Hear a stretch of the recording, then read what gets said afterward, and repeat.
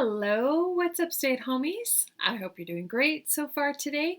We are going to do a little bit of art together. We're going to do some Q-tip painting. So Q-tips are something that you might have in your bathroom. Now, if you don't have Q-tips at your house, you could use the end of your paintbrush handle. So not the brush part, but the end of the handle. And if you watched the week that we made the puppet theater out of a cereal box, I used the end of my paintbrush to make some dots. So that's what we're going to do. Now I'm going to use Q-tips just to switch it up a little bit. And a good kind of rule as you're getting your supplies ready is that you probably want one Q-tip per color that you're going to be using. So of course we'll be using paint. Acrylic paint is what I'm going to be using today. So that's this stuff in the bottles that you've seen me use before. I've chosen a few colors for my picture. So of course you have to think about what you want your picture to be of, and if you're going to plan it ahead or if you're just going to put some dots down and see what happens. It's kind of up to you. I have an idea in my head of what I'm going to do. You could draw a light outline with a pencil if you wanted to, or you can just go for it. I'm just going to go for it. It's kind of how I roll. But of course, it's always up to you.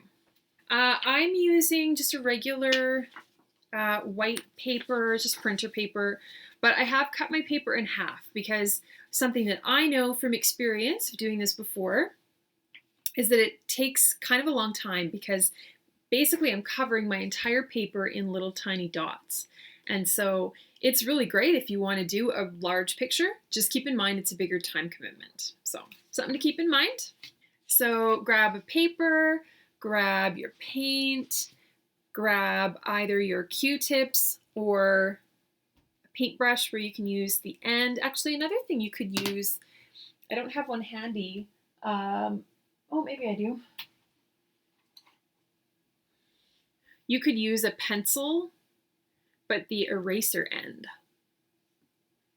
This one's all kind of like dried out and I haven't even sharpened the pencil, but you could use that also. So you've got a few different options. Okay, so grab what you need and then meet me back here and we'll get started.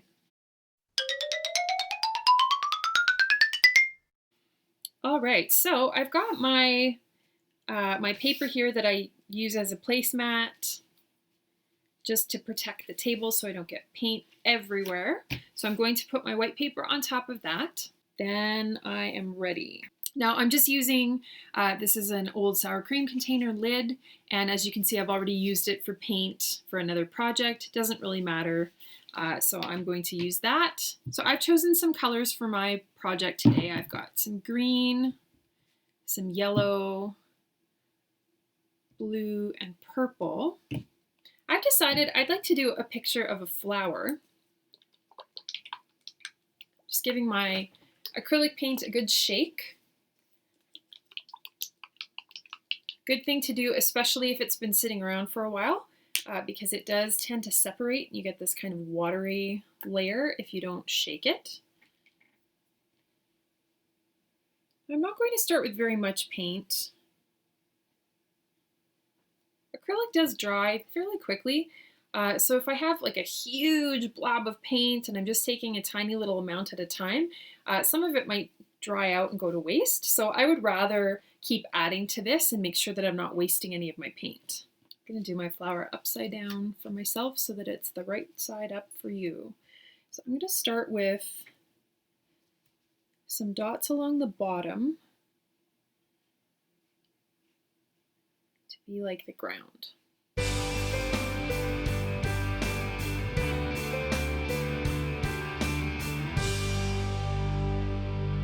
Okay, so I've got my kind of grass or my ground at the bottom. Now I'm going to do a stem coming up for my flower.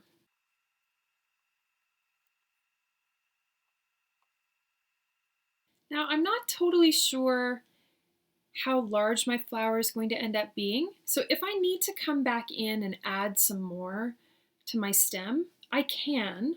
I could also come back and add a leaf or that sort of thing. For now, I'm going to switch and focus on my flower. So I'm just going to set that Q-tip down, get my yellow paint ready.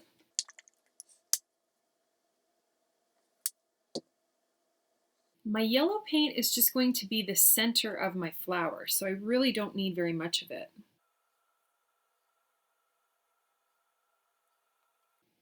It's probably a little tricky to see on the video. There we go. Okay, I'm ready for my purple. Purple is going to be the petals of my flower.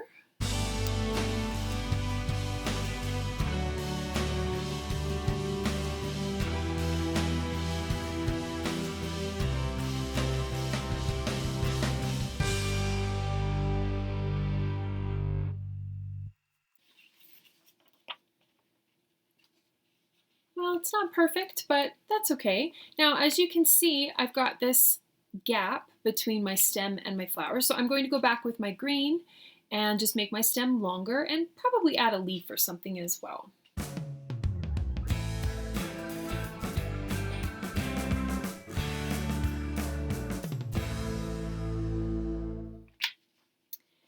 Now, another thing I'm kind of not sure about is whether or not I want to fill my petals in with more purple dots. And because I haven't decided yet, what I'm going to do is fill in my background and just kind of think about it as I'm filling in my background. And then hopefully by the time I'm done my background, I will have decided if I want to leave the inside of my petals just like the white paper, or if I want to fill them in with purple dots. So I don't know, I'll think about it.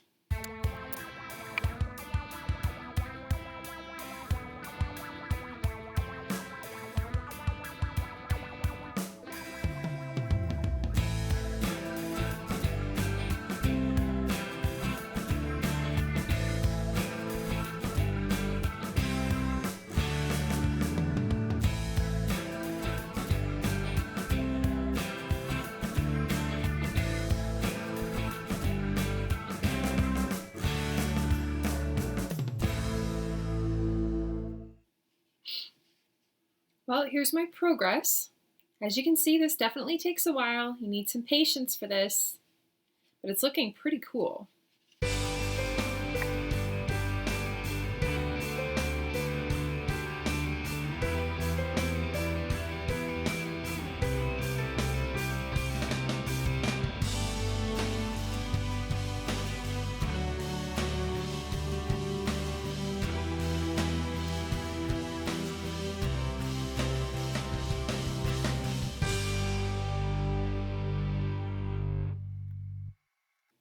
Now I just want to show you my Q-tip. I don't know if you can kind of see the end of it is getting kind of squished down because I've used it quite a bit. So I'm just going to flip it over and use the other side.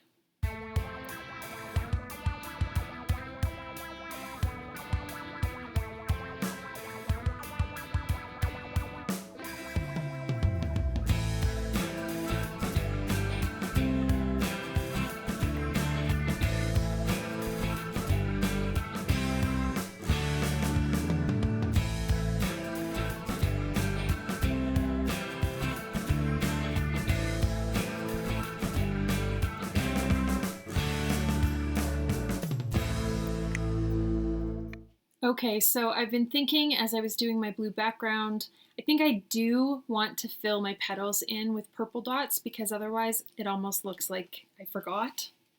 So I'm just going to do that. My purple paint is a little bit dried out on the top, but I should be able to get enough for these few dots.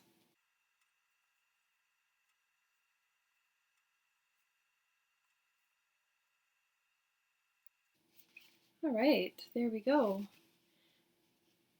Now, this is going to take a while to dry because some of these dots have more paint in them than others. So I'm going to leave it, put it in a safe place, and make sure that it won't get touched by any hands or paws around my house. So while I was working on mine, I couldn't help but remember When I was a kindergarten teacher, we used to do Q-tip painting sometimes in my kindergarten class. For the 100th day of school, we would have a paper with 10 sections, and we would do 10 dots in each section with the Q-tip. I wonder if any of you remember that if you were in my class. So I was also thinking, I wonder how many dots I used on my picture. And I wonder how many of each color. That might be kind of a fun math activity to count them and make a graph or a chart or something like that. Maybe I'll do that one of these days. So there you go, Q-tip painting, kind of fun. Now keep in mind, I chose to do a flower. You could do anything. Picture of anything you want or just a random design. Totally up to you. It's kind of fun and it's a nice way to just sort of calm down and relax for a while. So I hope you enjoyed Q-tip painting. That's it for me. Until next time, be brave, be kind, and wash your hands. Bye.